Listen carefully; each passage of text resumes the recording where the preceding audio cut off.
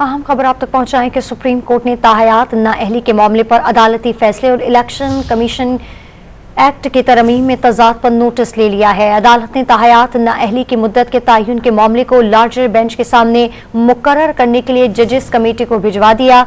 आपको अपडेट कर रहे हैं इस हवाले से कि सुप्रीम कोर्ट ने ताहयात नाअहली के मामले पर अदालती फैसले और इलेक्शन एक्ट की तरमीम में तजाद पर नोटिस ले लिया। बात करते हैं डॉन न्यूज़ के नुमाइंदे अब्दुल्ला मोमन से। अब्दुल्ला मोमन, अपडेट कीजिएगा। ताहयात नाअहली के मामले पर अदालती फैसले और इलेक्शन एक्ट की तरमीम में तजाद पर नोटिस ले लिया है। इस सिलसिले में अटॉर्नी जनरल और तमाम सूबाई एडवोकेट जनरल्स को नोटिस जारी कर दिए गए। अदालत ने ताहयात नाअहली की मुद्दत के तयन के मामले को लार्जर बेंच के सामने मुकर्रर करने के लिए जजेस कमेटी को भिजवा दिया है। केस की समाअत जो है वो जनवरी 2024 में होगी। सुप्रीम कोर्ट ने नोटिस मीर बादशाह कतरानी के ताहयात नाअहली के केस में लिया।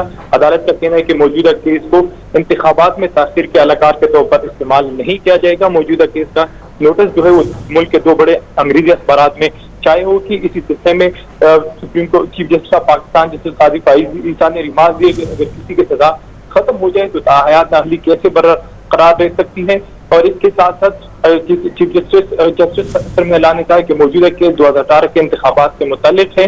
अब नए इंतखाबात सर पे है तो ये काबिल समाअत मामला कैसे है। चीफ जस्टिस काजी फाइज ईसा ने रिमार्क दिए कि मीर बादशाह कतरानी को नाअहल क्यों किया गया, जिस पर दरखास्त गुजार ने कहा कि मीर बादशाह कतरानी को 40 डिग्री के बुनियाद पर 2007 में नाअहल किया गया था। तो इस केस की समाअत अब जनवरी 2024 में होगी। जी, सुप्रीम कोर्ट ने ताहयात नाअहली के मामले पर अदालती फैसले और इलेक्शन एक्ट की तरमीम में तजाद पर नोटिस ले लिया।